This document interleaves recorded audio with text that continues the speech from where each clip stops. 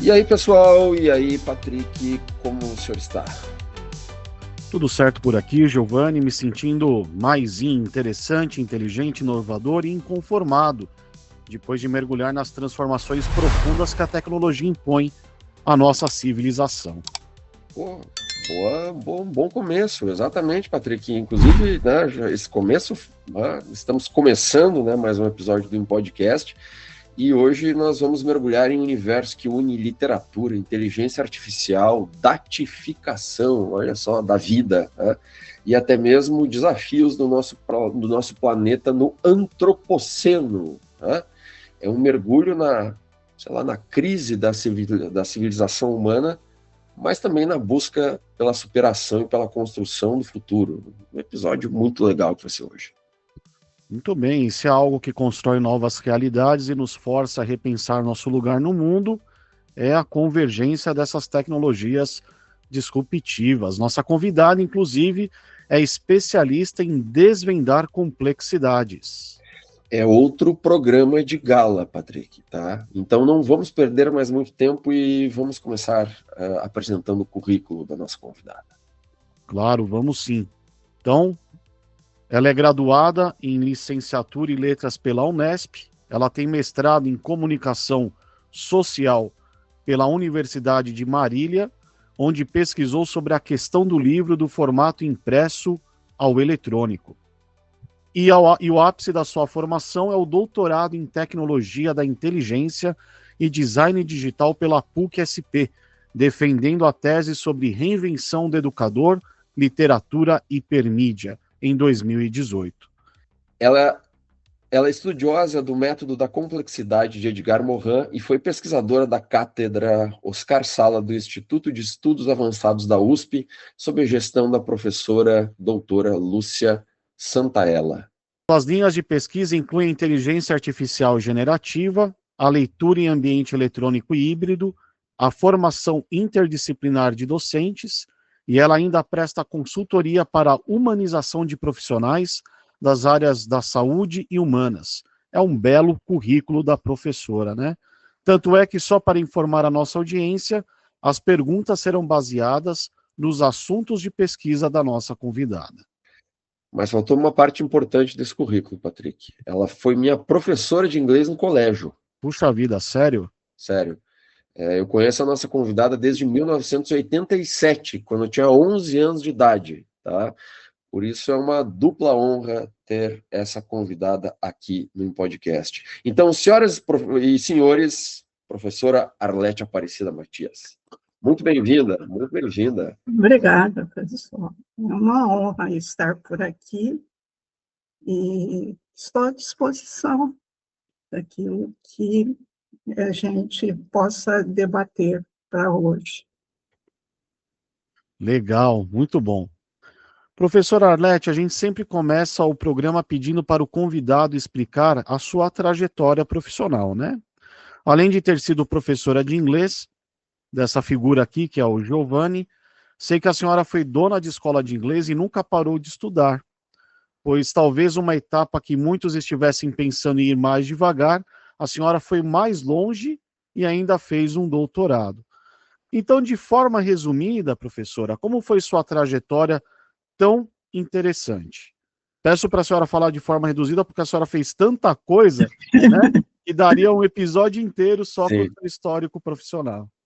Eu acho que uma coisa puxa a outra. Então, eu, quando garota, eu comecei a me interessar por outros idiomas em circunstância, por influência dos meus irmãos. Eu tinha o meu segundo irmão, ele estudava francês no colégio e cantava músicas e trazia muito da cultura francesa e ensinava a irmãzinha, que era eu. Então, eu comecei a me interessar por idiomas assim, antes de entrar no antigo ginasial, e nesse ínterim eu ganhei uma bolsa de estudos de uma escola de inglês da cidade que eu nasci, Tupã, e daí acabei fazendo letras, e eu sabia que no sul do país havia uma carência para profissionais na área de idiomas. Acabei recebendo um convite e, quando concluí a graduação, eu recebi um convite do IASES de Lages para que eu trabalhasse num curso intensivo de inglês com a Olincraft, que hoje é a Clabin. De lá, os relacionamentos foram crescendo, e eu tinha outros, os alunos que faziam inglês, que frequentavam o IASES, inclusive eu recebi convite para trabalhar nesse colégio que o Giovanni estudou, pelo Colégio Industrial de Lages, porque a direção me conheceu lá. Bom, depois que trabalhei no Colégio Industrial de Lages, eu tinha um irmão que era jogador de basquete no Corinthians, e por amizade do meu irmão, eu fui convidada para ser franqueada da Rede Wizard. E, então, foi assim que nós compramos a franquia da Wizard de Lages e de mais outras municípios catarinenses. Eu tinha 5 municípios. Mas, depois que eu, pelo falecimento da minha mãe, que era sócia nesse negócio, e também eu percebi que em 2007 já idiomas já era traduzido pelo Google, né? Então a gente já percebeu que a inteligência artificial já estava, de uma certa forma, resolvendo aquilo que era a profissão que eu exercia. Então, eu, percebendo o que seria 10 anos, em 2017 ou em 2020, eu voltei para a academia e fiz um curso de mestrado, conforme você disse, de comunicação, e estudei o livro desde o impresso até o eletrônico, que já entrando nessa área de tecnologia da inteligência. Depois disso, né, como tecnologia linguagem, eu descobri o curso de tecnologias da inteligência na PUC de São Paulo, e foi assim que eu cheguei na área de IA, e todos as minhas, vamos supor, todas as ciências que eu estudei, desde inglês, literatura, se entrelaçam por ser multidisciplinar, né? Hoje em dia não temos mais nada separado. Então, foi assim que eu cheguei. Ótimo. Eu gostaria de sair um pouco do roteiro e dar um depoimento, pois eu acho que isso é importante. Não sei se será importante para os outros, para a audiência, mas é importante para mim. Eu sou um iconoclasta mesmo antes de saber direito o significado dessa palavra, então nunca tive ídolos. Mas outro dia eu pensei melhor e falando sério, eu cheguei à conclusão que os meus ídolos são minhas professoras e meus professores. E a teacher Arlete, eu sempre chamei assim ela, porque ela foi minha professora de inglês, é uma delas. Tá? E eu acho que é importante ressaltar esse momento muito especial no qual ela foi minha professora. Tá? Pois, se eu descrever esse momento agora, tá, ele vai parecer talvez uma peça de ficção ou mesmo um desejo de um Brasil utópico. E não foi ficção, não foi utopia. Porque nos anos 80 eu estudava em uma escola pública, né, o famoso Colégio Industrial de Lages, que era o melhor colégio da cidade. E a gente tinha como professora de inglês uma mulher negra, altamente qualificada, altamente inteligente, e que fez muita gente aprender inglês nos anos 80, nos anos 90, em uma escola pública de alta qualidade. Tá? Eu estudava com o filho do médico mais rico da cidade e também eu estudava com o filho do zelador do colégio. E todos éramos tratados de forma igual, a prova era igual para todo mundo, a bronca, né, teacher, era igual para todo mundo. Então, por um breve período, eu vivi em um Brasil que deu certo. Tá? E também graças a você. Então, thank you, teacher. Welcome. Então, só para... por intuição,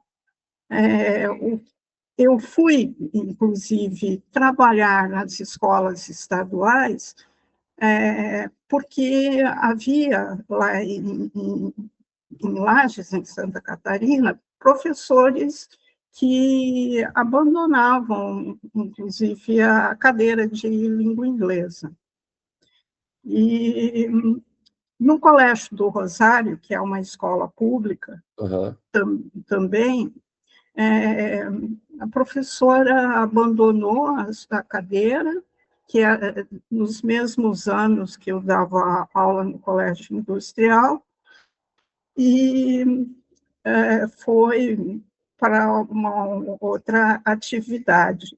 Então, o que eu percebi? Que os alunos, eles tinham verdadeiro trauma e ódio, né, do idioma. E aí, na minha observação, eu percebi que o que eles gostavam, né, que era a própria cultura de Lages. Né? Lages tem derivação dos tropeiros, né? E esses tropeiros, eles vinham do Rio Grande do Sul. Então, toda a cultura de Lages é uma cultura gaúcha. Então, aquilo que os alunos mais gostavam e mais consideravam era a sua própria cultura. A gente, então, para conquistá-los e para que houvesse aprendizado, nós amarramos na cultura inglesa a cultura lagiana. Então, foi criado uma narrativa que chamava-se Fábulas do Planalto Catarinense. E neles, as personagens eram o Zé da Serra, que era lagiano, vamos supor, como a gente percebia que havia uma certa rixa entre o pessoal que morava na Serra, no Planalto, e o pessoal do litoral. Então, havia a personagem a Catarina, a Frida, o Barriga, e esses os personagens, eles conviviam com aquilo que os alunos consideravam na sua vida real. Né? Então, foi isso que levou o desenvolvimento do aprendizado deles, atrelar a cultura de onde eles viviam com a cultura inglesa. Foi muito bom. E isso é complexidade que eu não Sim. sabia, né, na época. Hoje que eu tenho consciência. O que é complexo, né? Complexo significa aquilo que é tecido junto, aquilo que tem unidade. Então, eu precisaria de um aprendizado para uma cultura global, para uma cultura universal, que era em inglês. Sim. Né? Então, de uma forma intuitiva, a gente entrelaçou a cultura local com a cultura global, e isso trouxe êxito no resultado do aprendizado deles. Gerações, muitas pessoas aprenderam a falar inglês com a senhora diretamente ou indiretamente, então agora realmente saíram dessa cultura local e essas pessoas estão no mundo hoje, literalmente. Né? Vamos supor, colegas suas, né, que foi para o ramo da odontologia e que hoje é professor em universidades americanas. Sim, sim. Né? Muito legal. Cristina, não sei se você lembra dela. Claro, não, lembro E vários outros. Quase todo mundo. Muito bem, muito bem. Professora, a senhora costuma dizer que vivemos no tempo labiríntico da pós-modernidade, né? O que significa ter nossos cérebros extrassomatizados, né? Nossa inteligência está realmente fora do nosso corpo? Lógico, não resta dúvida. Bom, é preciso, né? Desde sempre, é preciso, para nós caminharmos, né? Nós, a raça humana, é preciso que nós temos que conhecer para evoluir. Né? Então, até um determinado ponto, né, todo o conhecimento que nós adquirimos, nós armazenávamos no cérebro biológico. No momento atual, nós somos, acho que 8 bilhões de habitantes. Né? Então, olha só o número de produção de conhecimento. Não é, o nosso cérebro, ele demora, né, muito tempo para amadurecer. Então, o celular, né, ou o computador, é um cérebro externo. Então, vamos supor isso que você me perguntou, né? O nosso cérebro está externizado, sim, né? Em circunstância de o conhecimento e a linguagem, né? Linguagem é conhecimento, e conhecimento é linguagem, que nós produzimos, não é suficiente para ser armazenado no cérebro biológico. Nós precisamos de auxílio de um cérebro artificial. Perca o seu celular, né? A gente perdeu tudo, né? A gente basicamente perde-se tudo. E mais um parecer daquilo que você me perguntou, o que vamos supor, um tempo labiríntico, né? Quando, na Revolução Industrial, nós tínhamos os nossos avós, vamos supor, os nossos pais, inclusive até nós que somos, eu sou sexagenária, eu coabitei também com um tempo linear, que era parte da modernidade, era um tempo mais lento. O tempo labiríntico é o tempo que nós coabitamos agora, e ele é um tempo que dá da pós-modernidade, porque presente, passado e futuro, eles se mesclam, não tem separação, né? As coisas estão mais ou menos nesse... A nossa história, ela está nesse tempo. E isso aí parece ser bem confuso, né? Porque a gente vive tudo ao mesmo tempo, muita informação ao mesmo tempo, né? E isso você tem razão de dizer que parece confuso, mas está confuso porque nós estamos em crise exatamente por essa mescla, né? Porque, e também uma outra coisa que seria interessante a gente frisar, né? É que além de tudo, de ser confuso, né? O tempo de pós-modernidade, né? Ele delimita que nós estamos no momento, a nossa jornada está precisando construir o nosso futuro.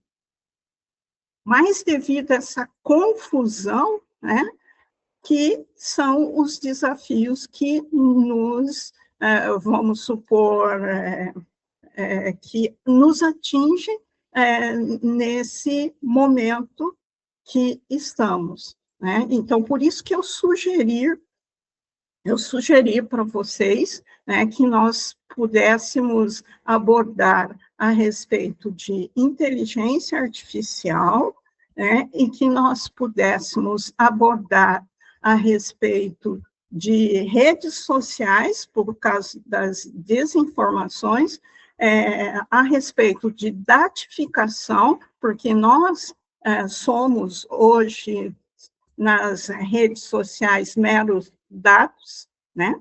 Sim. Inclusive o nosso eu, tudo é dados. Os algoritmos nos manipulam, né? Exatamente. Como dados, né? Somos dados. E o antropoceno também é a época geológica que a civilização humana está coabitando agora. Né? Então, teacher, vamos começar pela IA. Né? A gente já falou muito sobre IA nesse programa aqui.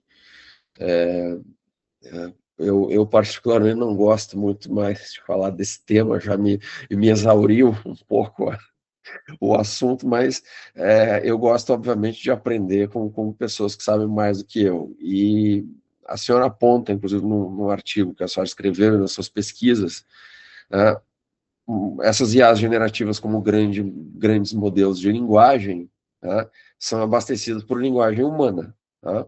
Uhum. E a linguagem humana, muitas vezes, tem determinados vieses, né, determinadas crenças e, consequentemente, preconceitos. Né? Então, esses vieses e esses preconceitos, eles estão afetando, eles, né, estão sendo transportados para essas plataformas de inteligência artificial generativas? Bom, é assim, a IA é linguagem artificial, é inteligência artificial, né? E inteligência é linguagem. Sim. A linguagem que a IA, ela é ensinada, IA é inteligência artificial, né? Ela é ensinada pela própria linguagem humana, ela aprende com os humanos, né? Então, basicamente, se aprende com os humanos e nós, né, a gente diz que não é, mas de forma inconsciente, nós somos preconceituosos. Então, ela carrega, né, os nossos preconceitos. Tanto é que houve um episódio, né, que uma pessoa negra, ela ia entrar num prédio ou num escritório e a IA não liberou, porque a grande, né, vamos supor, um contingente maior de pessoas brancas passam por ali, ela reconheceu como se fosse um macaco, um gorila, não como se fosse uma pessoa. Então, são esses preconceitos, né, que nós, humanos, transmitimos, né, de uma certa forma para a aprendizagem artificial. Entendi. Complicado isso. Realmente complexo, difícil isso, né? Terrível. Exatamente. É terrível. Esse viés terrível. é terrível. É. Terrível. Outra coisa que é terrível, professora, é o que nós chamamos de pós-verdade e fake news, né? Vivemos numa era da desinformação. Por mais informação que tenhamos, ainda somos desinformados, né? Então, Porque... a desinformação, te interrompendo, né? Então, a IA, né, é um desafio para a gente nesse tempo pós-moderno, porque ainda ela começou a ser estudada em 2012, né? Então, nós estamos em 2015, faz muito pouco tempo, e não é regulamentada, né? Não há leis ainda, né? E aí você, Patrick, está interagindo agora com a desinformação, não é? Sim, a desinformação é muito grande. E a pós-verdade, né? E a pós-verdade, exatamente. Aliás, elas são consideradas patologias da desinformação e também é um risco à democracia, não é, professora? Com certeza, porque a pós-verdade, ela está virando verdade hoje em dia, né? E a verdade, ela que tem que ter necessidade de ser reconhecida e de existir, né? Ela tem, né, ficado de lado, né? Então, e as pessoas também, né, hoje, se informam não por fontes seguras, né, mas pela própria rede social, né? Então, isso também tem sido um desafio. E a inteligência artificial, né, associada à imagem, né, ela pode gerar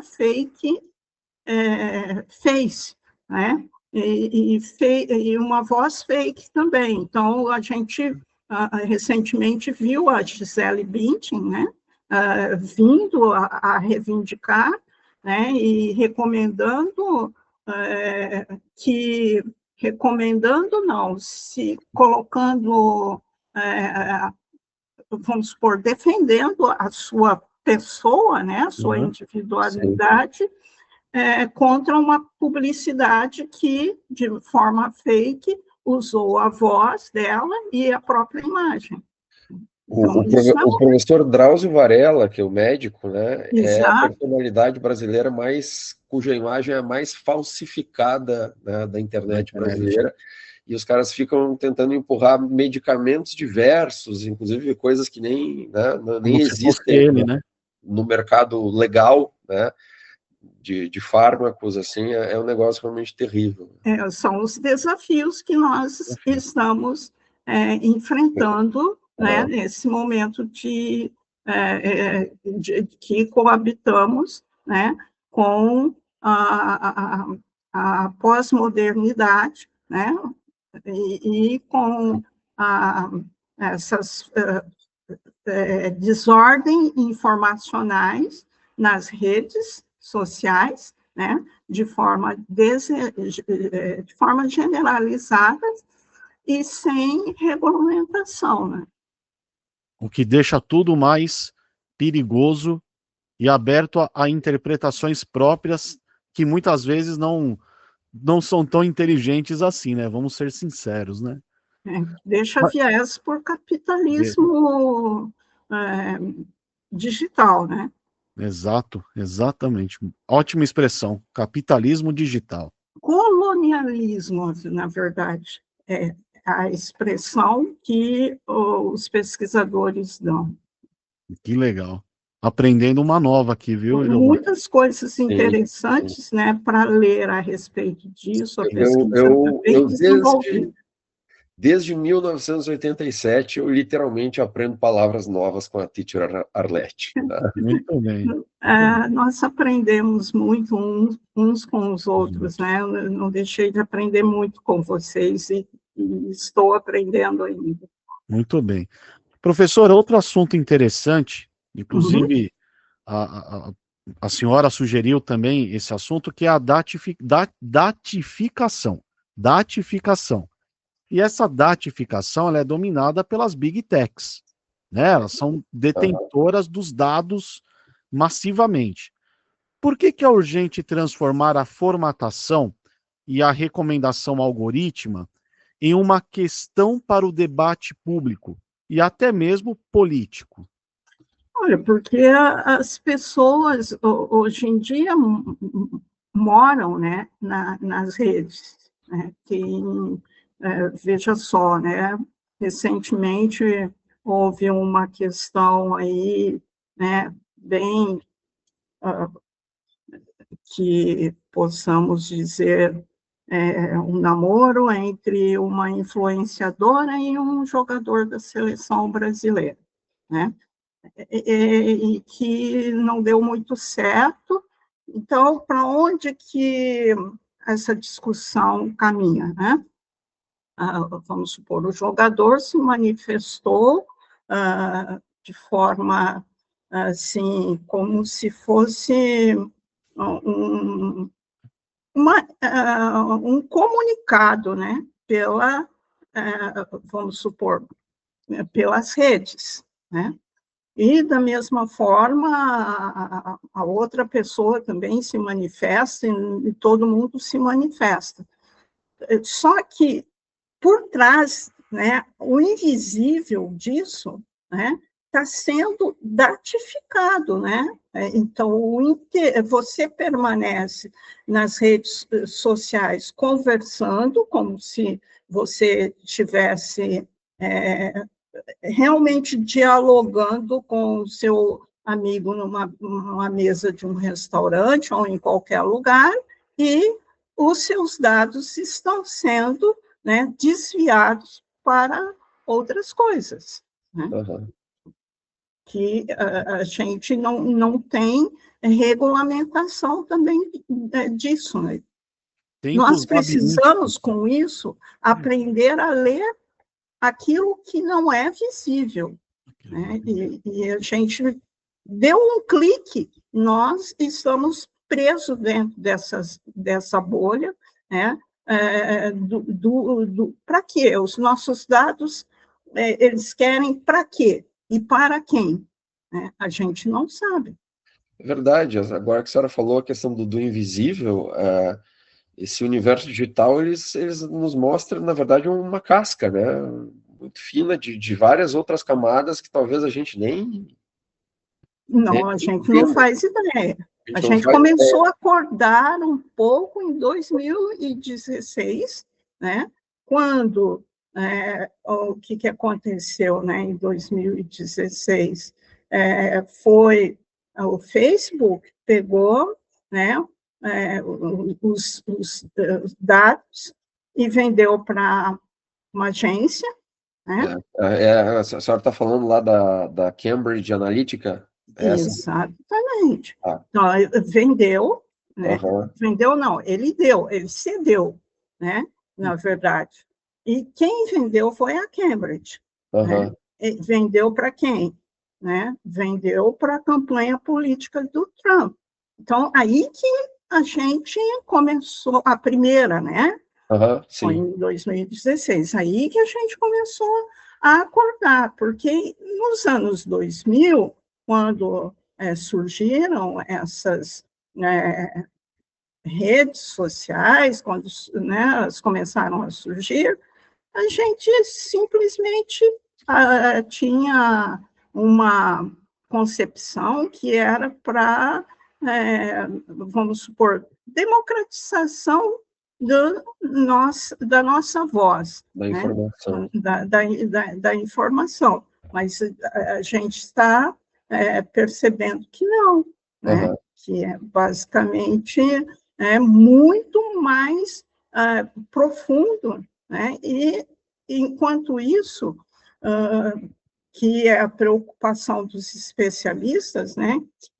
O público pouco conhece, pouco sabe sobre como que os bastidores, né? Sim. Então, aí o perigo é isso, né? Que as novas gerações e as pessoas agora acham que é ali que se deve debater, né? E está nesse caos que nós estamos coabitando. Teacher, e né, a gente está criando tecnologia, né? Essa tecnologia, em princípio, era para nos ajudar. Existem algumas questões que realmente talvez ela não nos esteja ajudando, mas o fato é que quanto mais tecnologia a gente cria, isso também modifica a nossa maneira de pensar e também modifica a nossa maneira de interagir com o nosso próprio meio, né? E talvez a gente nunca interagiu no sentido de interviu tanto no nosso meio, né, ao ponto, né, de especialistas como a senhora estarem falando de uma nova era geológica, né, influenciada, onde a grande novidade é a nossa espécie, né, tendo mais influência do que a própria natureza, né, que seria, acho que, o conceito de antropoceno. Tá? Estamos influenciando o nosso planeta, estamos modificando o nosso planeta, mas e tendo uma visão de que nós somos donos do planeta, mas tem várias outras espécies coexistindo, coabitando aqui. Né? Então, qual a importância, né, naquilo que a senhora fala de talvez tirar um pouco essa centralidade do humano? Então, a importância é que nós, bom, a gente está falando de um outro assunto, então, nós estamos falando da questão de mudança também, além de todos esses desafios que nós enfrentamos com a falta de regulamentação da inteligência artificial, né, e que enfrentamos com as fake news nas Sim. redes e com as datificações também na rede, né, coincide essa nossa a construção da nossa caminhada para o nosso futuro com a mudança, né, de um período geológico que essa mudança,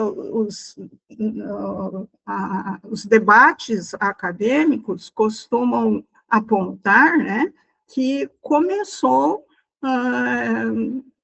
assim depois da Segunda Guerra Mundial. E nós pensamos que nós somos, vamos supor, a parte, né, que nós não pertencemos que nós não somos seres naturais. Então, é a questão da cultura da humanidade. Nós precisamos mudar a nossa cultura e temos, assim, vamos supor, consciência de que nós, seres humanos, somos mais uma espécie aqui no planeta, coabitando com as demais outras espécies, inclusive outras espécies, né, que já existiam antes da nossa chegada. Muito mais tempo. Então, basicamente... Então, é por isso que antropo, né, que vem de homem, né, e seno, que seria... Se nós continuarmos centralizando em volta de nós mesmos, né, nós corremos sérios riscos de extinção, né, e de extinguir, inclusive, até o planeta. Né? Sim. Ou de, vamos supor, por que já houve, né, antes do Antropoceno era o Holoceno, mas quando os dinossauros estavam por aqui e que, vamos supor, foram extintos, nós só sobrevivemos em circunstâncias da nossa inteligência. Só que nós estamos num outro momento, né, que foi levado por nós, esse momento, né, nós desrespeitamos a Terra como se nós não pertencêssemos a ela, né, e nós somos também parte da totalidade da natureza. Então, é basicamente isso. Não sei se eu consegui te esclarecer. Muito, esclareceu muito. Foi uma pequena aula agora que tivemos aqui, viu? Muito bom. Professor, eu queria trazer agora um olhar positivo da tecnologia, né? Onde isso geralmente ocorre quando a tecnologia se torna aliada da educação, né? A senhora que estuda há muito tempo, né, é pesquisadora, né, escreve artigos, lê artigos, a senhora vê possibilidades da tecnologia da informação e comunicação auxiliando o Brasil a melhorar nos rankings globais de educação? E qual seria um resumo de política pública de tecnologia aplicada à educação? Bom, primeiro nós precisamos mudar o sistema educacional, né? Porque o nosso sistema, por exemplo, né, ele valoriza a ciência por partes, e não por uma totalidade, né? Então, a gente, vamos supor, muitas vezes os adolescentes, né, aprendem, né, na verdade, história separada de geografia, separada de matemática, e todas as ciências, né, elas estão interconectadas, além, né, de valorizar também a nossa realidade prática da nossa vida, né? Então, eu acredito que o nosso sistema escolar não só seria acreditar, mas os estudos, né, apontam isso, né, que nós precisamos ter um ensino, né, onde o professor é mediador e, além de ser mediador, porque o aluno hoje também ele acessa a internet, ele traz informações que aquelas informações que às vezes o professor transmite já está ultrapassada, né? Então, as pesquisas, os levantamentos apontam, né, inclusive no sistema japonês de ensino, na Finlândia, né, onde o sistema educacional está lá na frente, né, a complexidade da forma de interagir com os alunos é aquilo que está em evidência. Então, eu acredito que o maior desafio é nós termos um sistema, não é culpa do professor, é um sistema. Um sistema o professor é vítima. O professor é parte, né? Ele faz parte desse sistema. Então, nós precisamos ter adequação para isso. Verdade, verdade. Excelente, professor, excelente. Teacher, sempre é bom ter uma aula com a senhora. Cada vez que eu converso com a senhora é uma aula, tá? Infelizmente o nosso tempo é escasso, a gente tem 1 hora de programa, mas e são temas extremamente complexos, extremamente interessantes. Então a gente já gostaria de falar mais uma vez com a senhora, deixar aqui um pré-convite para a gente conseguir, para que a gente possa se aprofundar nesses temas e né, sobre inclusive esse termo que a senhora falou, dessas coisas que não são tão visíveis, né? Uhum. Mas nossos agradecimentos por ter aceito estar aqui no nosso querido Podcast, que agora ficou melhor com a sua presença, com esse episódio. Então, mais uma vez, thank you, teacher. Foi um prazer imenso e a gente está sempre à disposição. A academia tem que estar em todos os lugares, né? E onde, como a poesia do Milton Nascimento, né? Todos os artistas têm que estar onde o povo está, e a academia também, verdade. A ciência também. Eu fico muito grata pelo convite e honrada. Muito obrigado, viu, professora? Foi excelente, aprendi muita coisa, né? Eu tô no meio do mestrado, às vezes a gente comenta isso aqui, tô fazendo um mestrado em transformação digital e tenho lido muito, inclusive, sobre inteligência artificial, então eu já sei a quem recorrer quando eu precisar de umas dicas, viu? Muito obrigado, professor. Sempre à disposição. Muito obrigado. Um abraço para vocês, viu? Um abraço, querida. No segundo episódio, a gente vai esclarecendo, vai entrelaçando e vamos trazendo as inovações, né, à disposição do público. Vamos tentando deixar mais reto o labirinto, né?